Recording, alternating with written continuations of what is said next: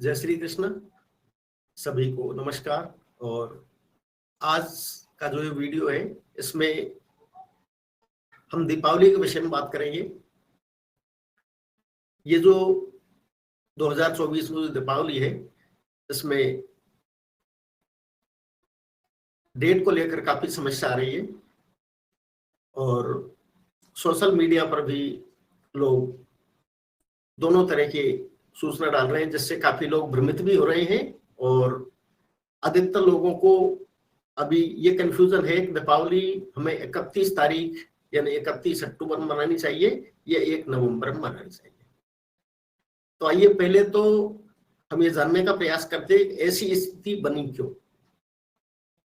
तो इसके लिए यदि हम बात करें तो हमारे जो पंचांग बनाए जाते हैं मुख्य रूप से इनकी गणित 3 प्रकार से होती है। एक जो सबसे प्राचीन पंचांग की गणित का जो मेथड है वो सूर्य सिद्धांत से पंचांग बनाए जाते हैं और वो सबसे प्राचीन है। उसमें कल्प से ही वो कैलकुलेशन की जाती है।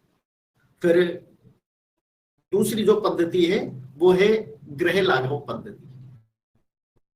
तो ग्रह लाघव से भी ग्रहों को स्पष्ट करके और फिर उनके द्वारा तिथि, वार, नक्षत्र, योग, करण इन सब का स्पष्टीकरण किया जाता है। तो इस तरह से तीसरी जो पद्धति है वो है केत की चित्रापक्षीय, जिसको दृग गणित भी बोलते हैं। और वो एक तीसरी पद्धति है, यानी एफएमेरीज के द्वारा जो आंकड़े हैं उनको लेकर के उनके द्वारा उसकी कैलकुलेशन की जाती है।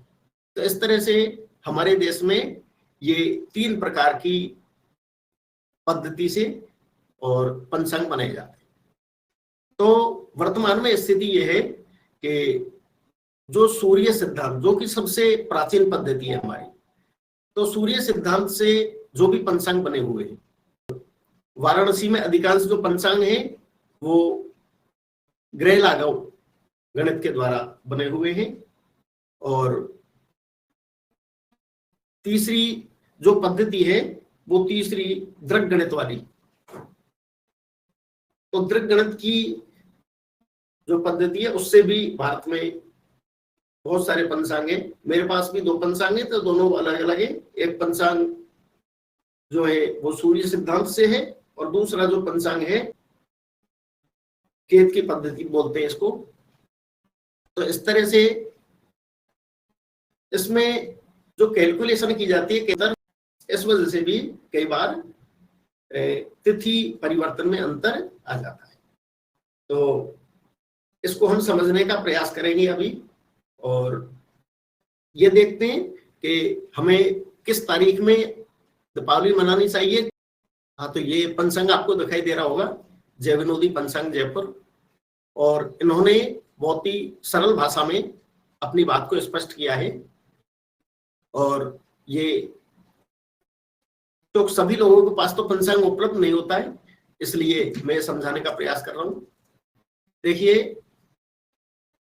पहले कहते हैं प्रदोष और अर्धरात्रि व्यापनी अमावस्या ही मुख्य, यानी दीपावली जो मनाई जाती है प्रदोष और अर्धरात्रि व्यापनी अमावस्या ही मुख्य है।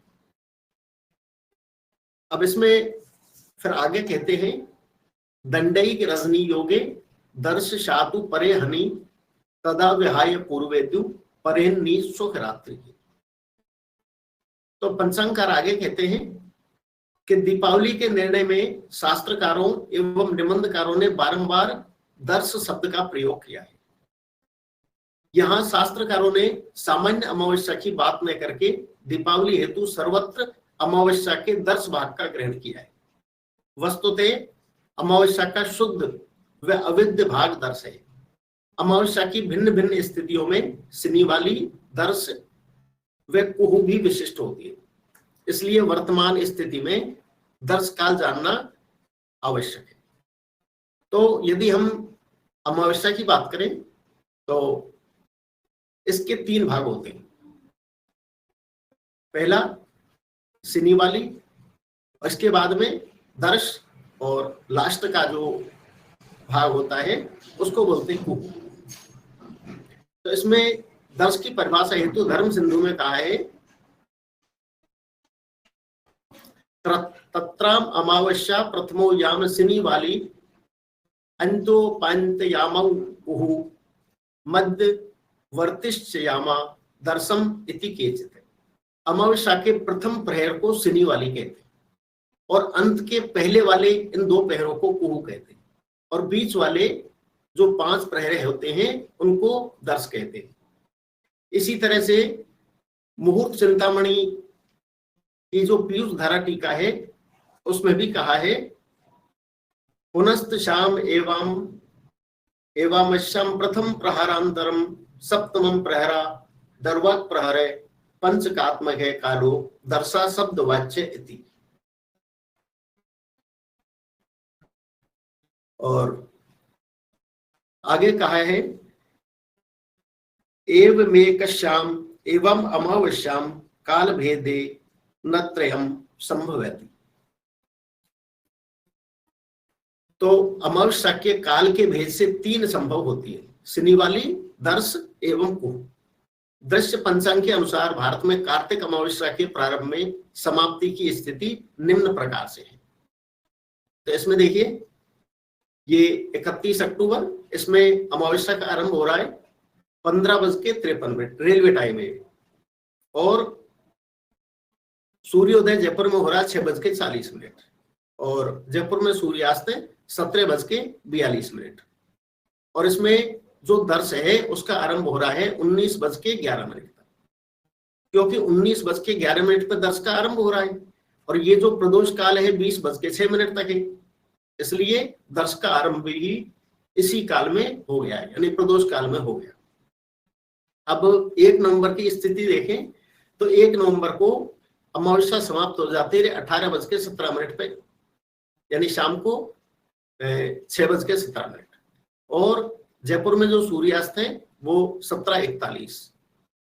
तो 17:41 से और 20:05 तक प्रदोष काल है, लेकिन इसमें दर्श अमावस्या नहीं है, क्योंकि दर्श समाप्ति का इन्होंने जो लिखा है टाइम वो लिखा है 11:14 दिन के।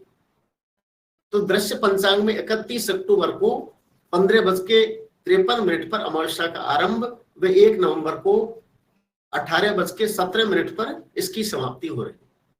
तो अमावस्या का कुलमान 26 घंटे और 24 मिनट प्राप्त हो रहा है। अब अहोरात्रि तिथि के 8वें भाग को 1 याम या 1 प्रहर कहते हैं। अतः उपयुक्त मान अमावस्या के मान के 8 भाग करने पर 3 घंटे और 18 मिनट हमें प्राप्त होते हैं। तो इसमें फिर दर्श की स्थिति यदि देखी जाए तो सिनी वाली 1 प्रहर होती है, उसके बाद दर्श 5 प्रहर और कुहू अंतिम के 2 प्रहर। तो सिनी वाली 31 अक्टूबर को 15:53 से 19:11 तक रहेगी। इसके बाद में दर्श ये 19:11 से और 1 नवंबर को 11:41 तक रहेगी। और कुहू जो अंतिम के 2 प्रहर हैं ये 1 नवंबर को 11:41 से और 18:17 तक रहेंगे, लेकिन इस समय फिर दर्श नहीं है। यहाँ पर दूसरे दिन 1 नवंबर की रात्रि में दर्श की प्राप्ति नहीं हो रही है, क्योंकि दर्श 1 नवंबर को 11:41 बजे ही समाप्त हो रहा है। इसलिए दूसरे दिन 1 नवंबर में नहीं होकर पहले दिन 31 अक्टूबर में ही शुक्रात्रि दीपावली शास्त्र सम्मत होगी। पहले दिन 31 अक्टूबर के प्रदोष काल में 17:42 से 20:06 में दर्श का 1 घटी से अधिक का योग प्राप्त हो रहा है, जिससे 31 अक्टूबर को दीपावली शास्त्र सम्मत होगी। धर्मशास्त्रों व प्राचीन आचार्यों ने दीपावली निर्णय में दर्श शब्द का विशेष रूप से प्रयोग किया है, जबकि अन्य स्थानों पर ऐसा नहीं है। अतः दीपावली निर्णय में अमावस्या के दर्श भाग का प्रदोष के संसर्ग प्रमुख है। यहाँ धर्मशास्त्रों के वचनों को उद्धृत किया जा रहा है। दीपावली के विषय में धर्म सिंधु में कहा है दंडैक रजनी प्रदोष समये दर्शो यदा संस्पृशेत कर्तव्या शुक्रात्रिकात्र विधिना दर्शाद्य भावे तदा पूज्याचाब्दधरा सदैव च तिथिः सेवाहनि प्राप्यते। पूज्याचाब्दधरा सदैव च तिथिः सेवाहनि प्राप्यते। कार्याभूत विविस्तृता च जगुरति व्यासा दीर गर्गादय। तो राजमार्तंड में कहा गया है कि यदि रात्रि को प्रदोष के समय एक दंड, और एक दंड का मतलब होता है 2 मिनट, यदि 2 मिनट भी दर्श का स्पर्श हो रहा हो तो उसी दिन रात्रि में दीपावली मनानी चाहिए। लेकिन यदि दर्श का अभाव हो तो लक्ष्मी की पूजा सदैव उसी दिन करनी चाहिए जिस दिन प्रदोष व्यापनी तिथि दर्श की प्राप्ति होती है। यह चतुर्दशी मिश्रित अमावस्या में भी करनी चाहिए, ऐसा व्यास, गर्ग आदि ऋषियों का कथन है। इसे उद्धृत कर तिथि निर्णय में कहा है, तिथि निर्णय भी हमारा एक ग्रंथ है, उसमें कहा है यदि चोत्तरत्र दिवैवे दर्शे प्राप्यते समाप्यते पूर्व दिने से प्रदोषे लभ्यते तदा चतुर्दशी विद्यापि ग्राह्यन्यर्थ है। अर्थात यदि दर्श की प्राप्ति हमें हो रही है तो चतुर्दशी जो तिथि है उसमें भी सुखरात्रि का मनाई जा सकती है। अब ज्योतिष शास्त्र में भी दंडैक रजनी योगे दर्शः शाच से परे हनि तदा विहाय पूर्वेदु परेन्नी सुखरात्रि का अमावस्या यदि रात्रो दिवा भागे चतुर्दशी पूजनीया तदा लक्ष्मी विज्ञा सुखरात्रि का। तो अर्थात यदि दूसरे दिन दिवा भाग में ही दर्श मिले और समाप्त हो जाए तो पहले दिन के प्रदोष में दर्श मिल रहा हो तो चतुर्दशी विद्या अमावस्या भी ग्राह्य है। ज्योतिष शास्त्र में कहा है कि यदि दूसरे दिन की रात्रि में दर्श का एक दंड हो तो पहले दिन को छोड़कर दूसरे दिन सुखरात्रि का होती है, लेकिन इसमें दूसरे दिन दर्श नहीं है, इसलिए 31 अक्टूबर को ही मनाना शास्त्र के अनुसार उचित है। रात्रि में अमावस्या हो और दिन में चतुर्दशी हो, उसी रात्रि में लक्ष्मी पूजा करनी चाहिए, इसे सुखरात्रि का कहते हैं। इन दोनों वचनों को दोनों ही प्रमाणों में समझा जाना चाहिए। इस वर्ष संवत 2081 में दूसरे दिन 1 नवंबर प्रदोष काल में दर्श का एक दंड योग नहीं होने से पहले दिन 31 अक्टूबर को ही सुखरात्रि का दीपावली शास्त्र सम्मत होगी। फिर शब्द कल्पद्रुम में भी आगे पंचांग लिखते हैं, सौखम बा संस्कृत ग्रंथमाला कार्तिक कृत्यम अमावस्या यदि रात्रो दिवा भागे चतुर्दशी पूजनीया तदा लक्ष्मी विज्ञा सुखरात्रि का। शब्द कल्पद्रुम के साथ यह श्लोक तर्क वाचस्पति तारानाथ भट्टाचार्य द्वारा अपने प्रख्यात ग्रंथ वाचस्पत्यम में भी उद्धृत है और वहां इसे ज्योतिर्वचनात् लिखा है। इसके अतिरिक्त तिथि निर्णय, तिथि तत्व, कृतसार, काल तत्व विवेचन आदि अनेक निबंध ग्रंथों में भी यह श्लोक उद्धृत करके प्रात चतुर्दशी होने पर भी प्रदोष रात्रि व्यापनी अमावस्या को ही सुखरात्रि का अर्थात दीपावली कहा गया। शब्द कल्पद्रुम के विवेचन से स्पष्ट होता है कि इस वर्ष संवत 2081 में पहले दिन यानी 31 अक्टूबर 2024 के प्रदोष काल में ही लक्ष्मी पूजा वह सुखरात्रि विहित है। तो इस तरह से स्पष्ट किया। और कई लोगों को यह भी शंका होती है कि प्रदोष काल होता कब है। सूर्यास्त से 2 घड़ी पहले और 2 घड़ी बाद तक ये प्रदोष काल होता है। तो इस तरह से प्रदोष काल में पूर्ण अमावस्या भी हमें प्राप्त हो रही है और दर्श भी हमें प्राप्त हो रहा है।